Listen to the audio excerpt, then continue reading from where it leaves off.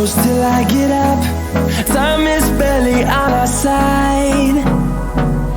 I don't wanna waste what's left. The storms we chase. Hello my dear students, क्या हाल है? I hope आप लोग बहुत अच्छे होंगे। ये मेरा फर्स्ट वीडियो है जिसमें मैं फेस रिवील किया है। तो चलते हैं एक नए वीडियो की तरफ, जिसमें कि पहले मैंने आपको इंट्रोडक्शन पार्ट और 12.1 क्लास 6 का चैप्टर अलजेब्रा बताया था। और उसमें अगर आपको कोई भी परेशानी होगी तो प्लीज़ आप मुझे कमेंट करके पूछ सकते हैं। और उसके बाद में चलते हैं हम लोग आगे नेक्स्ट एक्सरसाइज पे 12.2 पे। और आप लोग मुझे ज़्यादा से ज़्यादा सपोर्ट दें, प्यार दें मुझे। So let's start exercise 12.2।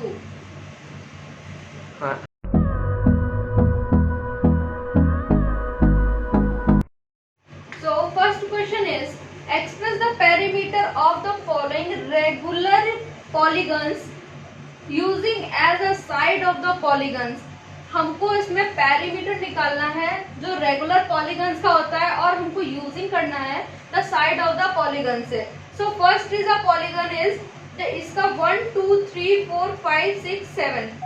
So L L L L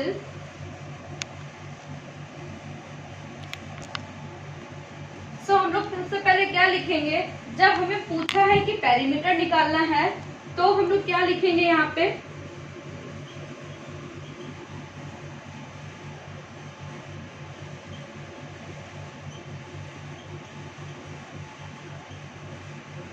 perimeter क्या होता है, सम ऑफ ऑल साइड्स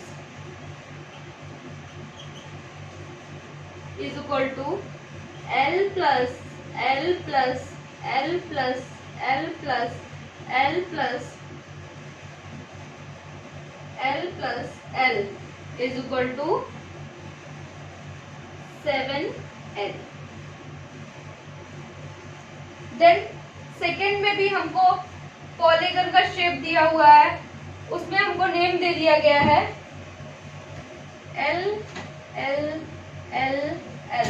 आप कोई भी इसमें अल्फाबेट ले सकते हैं, कोई ए ले सकता है, एक्स भी ले सकते हैं, वाई भी ले सकते हैं, यूजिंग एनी अल्फाबेट। सो इसमें भी सेम प्रोसेस करना है हम लोगों को। Sum of all sides is equal to L plus L plus L plus L is equal to 4L।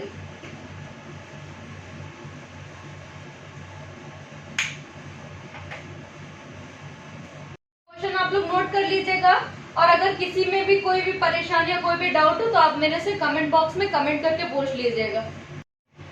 So next part is, ये भी एक पॉलीगन है, इसका भी इसमें हमने वेरिएबल x दे दिया है,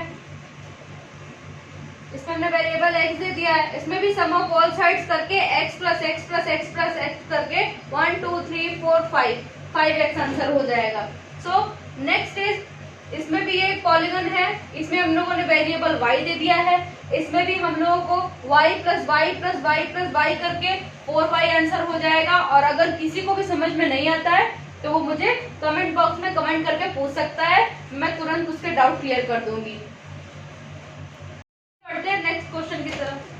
second question is, express the perimeter of the rectangle using x and y। हम लोगों को पेरीमीटर निकालना है रेक्टेंगल का, और यूज क्या करना है, x एंड y का यूज करना है। सो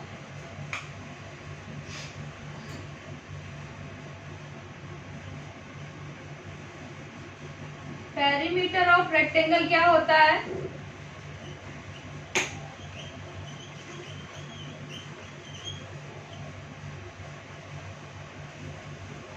पेरीमीटर ऑफ रेक्टेंगल क्या होता है? अगर आप लोगों को पता है तो मुझे कमेंट बॉक्स में कमेंट करके बताइए जल्दी से।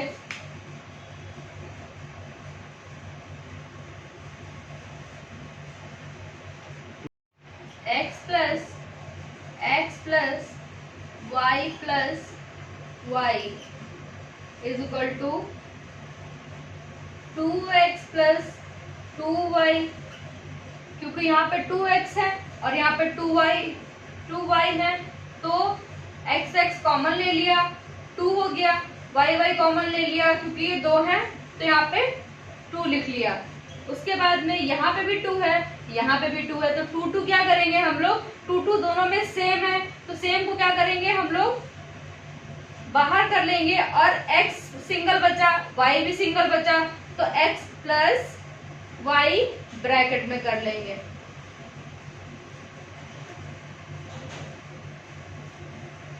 अब आप लोग इस क्वेश्चन को नोट कर लीजिए। नेक्स्ट क्वेश्चन की ओर। Express the Question number 3 is express the diameter of the circle D in terms of the radius। जो हमें डायमीटर दी गई है सर्कल्स की, उन्हें हम इन टर्म में किस में करेंगे, रेडियस में। तो ये हम लोगों का फिगर है, एक सर्कल है उसमें हमें डायमीटर दी गई है और उसका हाफ हमें दिया गया है रेडियस का। सो इसको हम लोग आगे से कैसे करेंगे, radius of circle is twice of the diameter.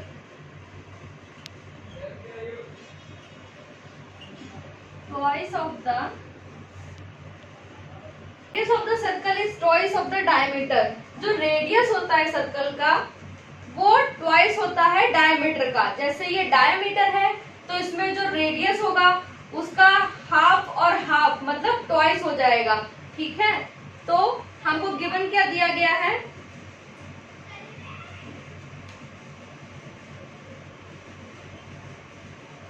Radius is equal to R. R हमको क्या है, गिवन है। Diameter is equal to 2r, क्योंकि हमको रेडियस इसमें गिवन दिया गया था क्वेश्चन में ही। तो जब हम लोग डायमीटर का करेंगे तो क्या हो जाएगा 2r, क्योंकि radius of the circle is twice of the diameter. इसके ट्वाइस होते हैं डायमीटर के, तो इसलिए रेडियस हमको r गिवन दिया गया था, इसलिए hence diameter is equal to 2r। आप लोग क्वेश्चन नोट कर लीजिएगा और अगर कोई भी परेशानी आपको हो तो प्लीज मुझे कमेंट बॉक्स में कमेंट करके पूछ सकते हैं।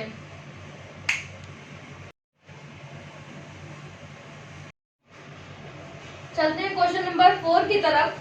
सो question number 4 is express the perimeter of the parallelogram using L and B। हमको पेरीमीटर बताना है पैरेललोग्राम का और यूज क्या करना है, लेंथ एंड ब्रेथ का। ये हमारा फिगर है, ये हमारे पैरेललोग्राम है, ठीक है। और लेंथ क्योंकि पैरेललोग्राम की अपोजिट साइड्स सेम होती हैं और जो आमने सामने की साइड होगी वो सेम होगी और जो इधर का होगा उसको ब्रेथ, मतलब कि लंबाई को ब्रेथ दे दिया है और चौड़ाई को हमने L बता दिया है।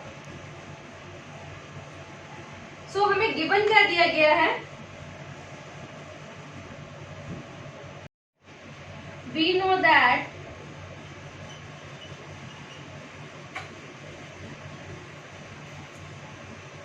the opposite side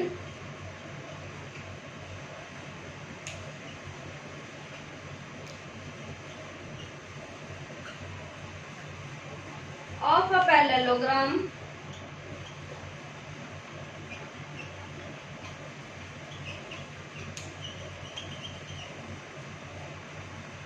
are parallel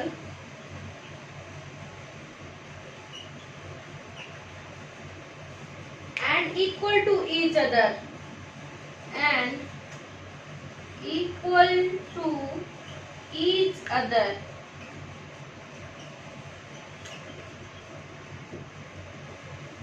इसमें हमने क्या बताया आपको कि we know that the opposite side of a parallelogram are parallel।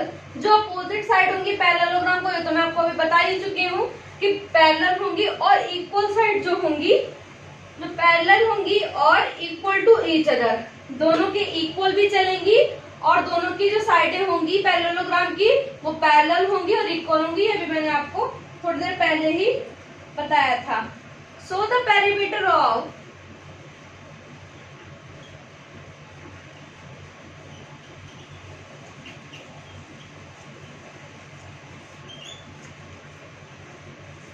parallelogram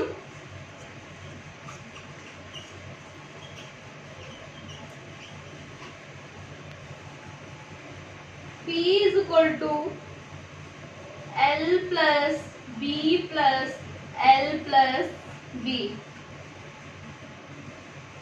हमने आपको इसमें बताया था कि जो अपोजिट साइड होंगी वो पैरेललोग्राम की पैरेलल होंगी और इक्वल होंगी। तो पेरीमीटर जो हमें लिखना है तो is equal to L plus B plus L plus B, क्योंकि इनकी जो साइडें हैं वो पैरेलल भी हैं और सबके अपोजिट हैं और इक्वल भी हैं। सो हमें पेरीमीटर निकालना है, इसलिए हमने P लिखा हुआ है। So L plus B plus L plus B is equal to P is equal to L और L क्या हो जाएगा 2L प्लस प्लस प्लस हो जाएगा और B क्या हो जाएगा 2B हो जाएगा। सो नेक्स्ट क्या है, जो पेरीमीटर निकाल रहे हैं हम लोग, तो 2 और 2 दोनों में कॉमन है, तो 2 बाहर लिखेंगे ब्रैकेट में L और B। ये हमारा पेरीमीटर ऑफ पैरेललोग्राम का फॉर्मूला है 2L प्लस बी। बस इसी को हमको समझना था कि ये 2L प्लस बी कैसे होता है, ठीक है।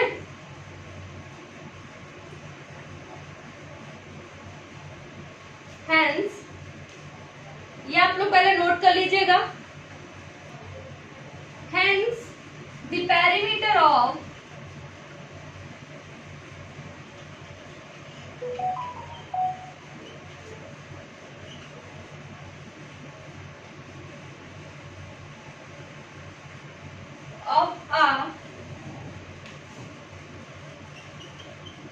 parallelogram is 2L plus B। ये हम लोगों ने प्रूव कर लिया है कि जो पेरीमीटर होता है पैरेललोग्राम का वो होता है 2L प्लस बी। आप लोग इसको नोट कर लेंगे। ये लॉन्ग मेथड मैंने आपको बताया था, हर एक चीज प्रूव करके, हर एक चीज समझा करके। इसी क्वेश्चन का मैं एक शॉर्ट मेथड भी बता देती हूँ, जिसको फॉर्मूला मालूम है, जिसको पता है कि इसका फॉर्मूला पेरीमीटर का 2L प्लस बी होता है, वो इस क्वेश्चन को डायरेक्ट भी कर सकता है, वो भी मैं बताती हूँ, आप इसको नोट कर लीजिएगा। Perimeter of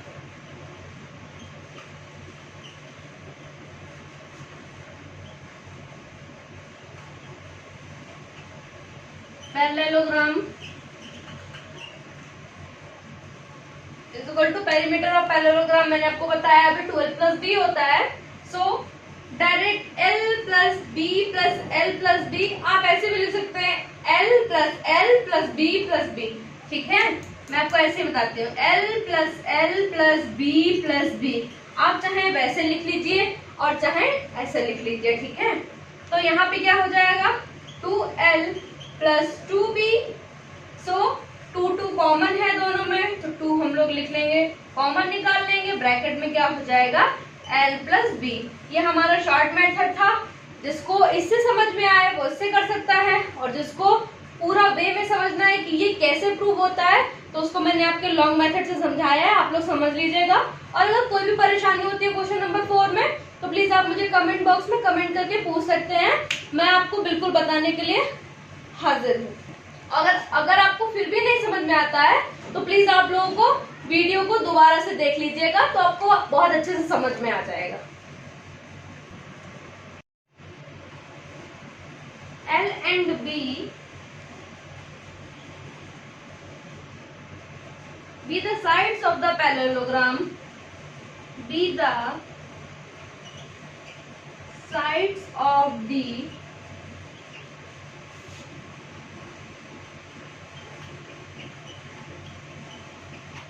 parallelogram. हमें लेट क्या करना है, L एंड B हमने लेट करा हुआ है। जो साइड्स है, जो साइड्स ऑफ द पैरेललोग्राम हमने लेट करी है, जो साइडें हैं उनको हमने किससे डिनोट कर रहे हैं, L और B से। पहले आप लोग इतना नोट कर लीजिएगा क्योंकि इसका कैलकुलेशन बहुत बड़ा है, तो मैं इसको इरेज करूंगी। चलते हैं क्वेश्चन नंबर 5 की तरफ। So question number 5 is express the perimeter of the isosceles triangle using x and y। हमें एक्सप्रेस किया गया है perimeter of the isosceles triangle. Isosceles triangle को प्रूव करना है यूजिंग x एंड y से, ठीक है। सो चलते हैं हम लोग।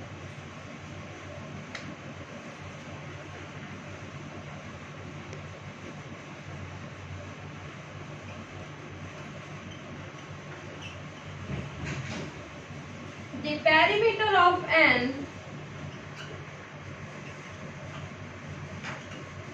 isosceles triangle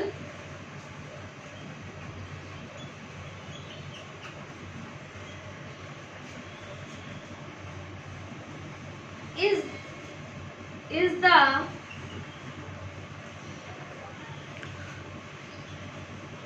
sum of all its sides। Isosceles triangle का पेरीमीटर बताना है, तो the perimeter of an isosceles triangle is the sum of all its side. ये हमारा आइसोसेलेस ट्रायंगल है, इसका जो सम होगा वो इसकी ऑल साइड्स क्या होंगी, दो जो आमने सामने की अपोजिट साइड्स होंगी वो सेम हो जाएंगी, ठीक है। इसको आइसोसेलेस ट्रायंगल कहते हैं, और जो नीचे का बेस होगा वो अलग होगा और जो अपोजिट साइड्स होंगी वो दोनों सेम होंगी। The perimeter of an isosceles triangle is the sum of the all its sides.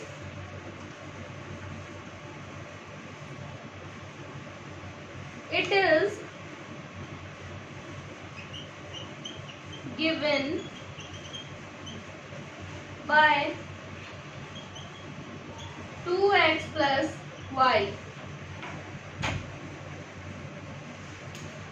हमको गिवन दिया गया है कि आमने सामने x है तो ये 2x हो जाएगा, नीचे बेस है वो हमारा y है तो 2x plus y हो जाएगा।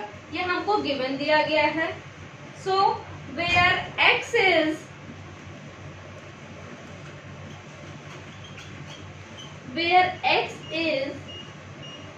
the length of two equal sides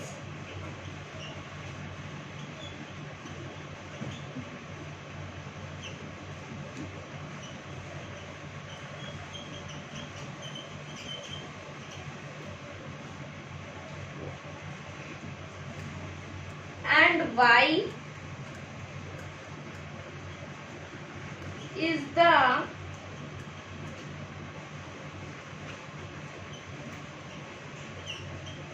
length of the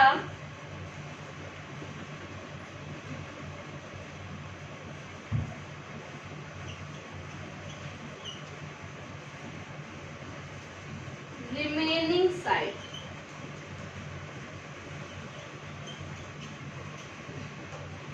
So where x is the length of the two equal sides, ये दोनों इक्वल साइड्स हैं, ठीक है। तो इसका जो होगा, हमने x इसको दिया था variable, so where x is the length of the two equal sides and y is the length of the remaining side. जो हमारी रिमेनिंग साइड छूट गई है उसको हमने y वेरिएबल दिया था, वो y किसको डिनोट कर रही है, length of the remaining side को, और जो वेयर x था वो किसको डिनोट कर रहा है, टू इक्वल साइड्स को। सो आप लोग ये क्वेश्चन नोट कर लीजिएगा, और अगर किसी को कोई भी परेशानी हो तो प्लीज आप हमें कमेंट बॉक्स में कमेंट करके पूछ लेना। सो चलते हैं हम लोग क्वेश्चन नंबर 6 की तरफ। So question number 6 is write an expression for the sum of edges of the given cuboid. हमको सम ऑफ द एजेस बताना है किसका, गिवन ऑफ क्यूबॉइड का। ये हमारा क्यूबॉइड है, इसमें हमको वेरिएबल दिया गया है x y z। हमें तो मैं इसका शॉर्ट मेथड आप लोगों को बताती हूँ, ठीक है। और किसी को अगर नहीं भी समझ में आता है तो मैं आप लोगों को बाद में इसका लॉन्ग मेथड भी समझा दूंगी, ओके। सो चलते हैं क्वेश्चन की तरफ। Sum of all edges is equal to, इसके फेस एजेस काउंट करने हैं, जैसे हम लोगों को 1 2 3 4 5 6 7, 8, 9, 10, 11, 12। इसके कितने एजेस हैं? 12 हैं, ठीक है। तो हम लोग को सम कैसे लिखना है? x plus x plus x plus x plus y plus y plus y plus y plus z plus z plus z plus z is equal to, क्योंकि जब हमारे 12 एजेस हैं तो 4x होंगे, 4y होंगे और 4z होंगे, क्योंकि ये 1 2 3 4 x हो गए, 1 2 3 4 y हो गए और 1 2 3 4 z हो गए, ठीक है। उसके बाद में 4x हो जाएंगे प्लस 4y हो जाएंगे प्लस 4z हो जाएंगे, ठीक है। उसके बाद में तीनों में 4 4 4 क्या है? कॉमन है। तो कॉमन हम लोग क्या करेंगे? कॉमन बाहर लिख लेंगे और जो वेरिएबल रह जाएंगे उनको ब्रैकेट के अंदर लिख देंगे। सो ये है आपका आंसर। आप लोग इसको नोट कर लीजिएगा, समझ लीजिएगा, और अगर आपको नहीं समझ में आता है तो आप मुझसे कमेंट बॉक्स में कमेंट करके पूछ सकते हैं। तो चलते हैं question number 7। Write an expression for area of a rectangle using x and y. हमें निकालना है area of a rectangle, use क्या करना है? एक्स एंड वाई को। ये है रेक्टेंगल, ये एक्स, ये Y.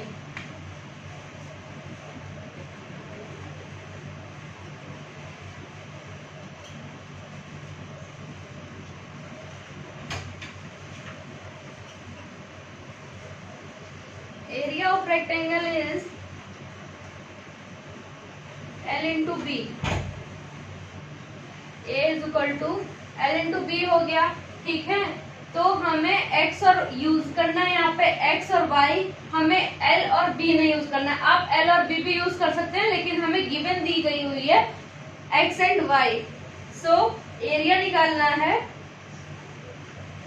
A is equal to x into y, क्या हो जाएगा? एरिया एक्स वाई, क्योंकि वेरिएबल आपस में कभी मल्टीप्लाई नहीं होते हैं। तो आप लोग इसे नोट कर लीजिएगा, कोई भी परेशानी हो तो आप मेरे से पूछ लीजिए। क्वेश्चन नंबर 8 की तरफ। Question number 8 is in the figure given find the perimeter of the rectangular field ABCD in the term of A, B, C। हमें फिगर गिवन दिया हुआ है, इसमें find the perimeter of the rectangular field ABCD, ठीक है। हमें इसका find क्या करना है? पेरीमीटर फाइंड करना है रेक्टेंगल का, ठीक है। और किसके टर्म में फाइंड करना है? A, B, C के। सो हमें रेक्टेंगल दिया हुआ है, ठीक है। ABCD हमने इसको नेम दे दिया है। आप X, Y, Z दे सकते हैं या एनी अल्फाबेट आप नेम दे सकते हैं, ठीक है। इसको हाफ पार्ट में डिवाइड करा हुआ है क्योंकि ये फील्ड है, ठीक है। A, B, C के टर्म में हमने इसको डिवाइड करा हुआ है। So perimeter of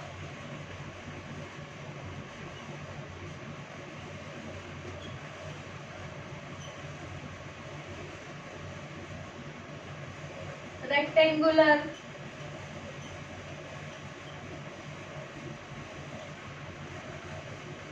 field ABCD,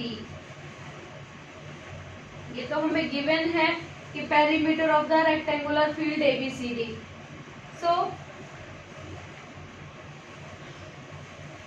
और हमें किसके टर्म में निकालना है? A, B, C के टर्म में। तो हम कैसे निकालेंगे?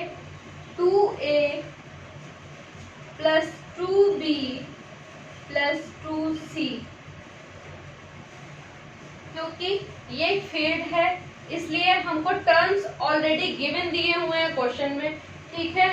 तो ये और ये हो जाएगा 2A, ठीक है। ये और ये हो जाएगा 2B, ये और ये हो जाएगा 2C। सो 2 2 2 क्या तीनों में कॉमन है, तो कॉमन को क्या करते हैं हम लोग? बाहर लिख लेते हैं और ब्रैकेट में क्या हो जाएगा?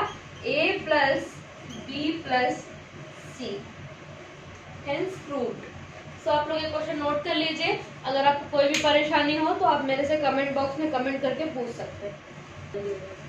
सो चलते हैं क्वेश्चन नंबर 9 की तरफ। क्वेश्चन नंबर 9 मेरा क्या कह रहा है, check if the following are true और फॉल्स। हमको इसको कुछ टर्म दिए हुए हैं, इसमें इन्हें हमको चेक करना है और बताना है ये ट्रू है या फॉल्स है। तो आप एक बार, अगर आपको ये चीज नहीं समझ में आएगी तो आप एक बार इंट्रोडक्शन पार्ट खोल करके मेरा देख लीजिएगा। मेरी वीडियो में है इंट्रोडक्शन पार्ट इसका, उसमें मैंने आपको ये ऑलरेडी पहले ही समझा के रखा हुआ है, ठीक है।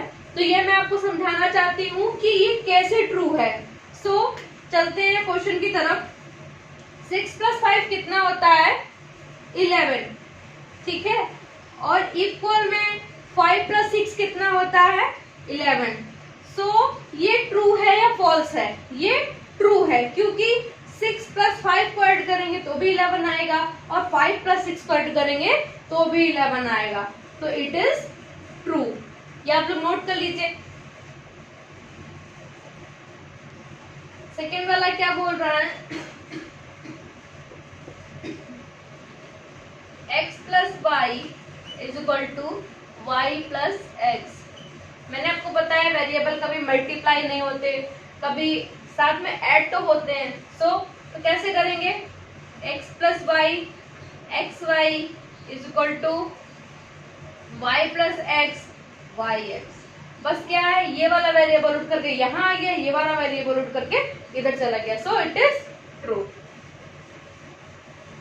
थर्ड बोल रहा है 2 × 3 × 4 = 4 × 3 × 2।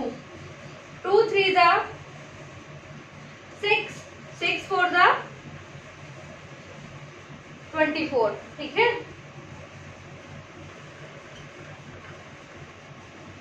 4 3 ज़ा 12, 12 2 ज़ा 24। सो दोनों इक्वल हैं, इट इज ट्रू। फोर्थ वाला बोल रहा है a × b × c = c × b × a। a × b × c क्या हो जाएगा, abc।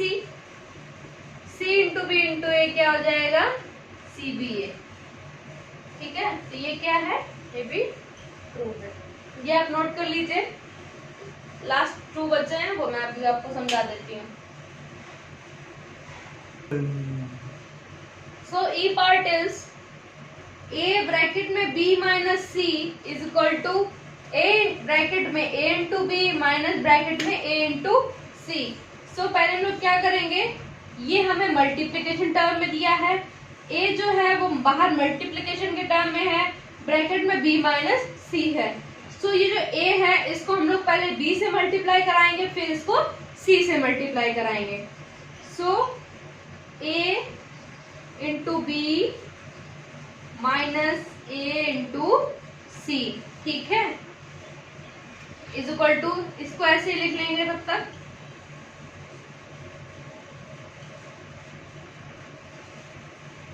a × b ab minus a × c ac = a × b ab minus a × c ac।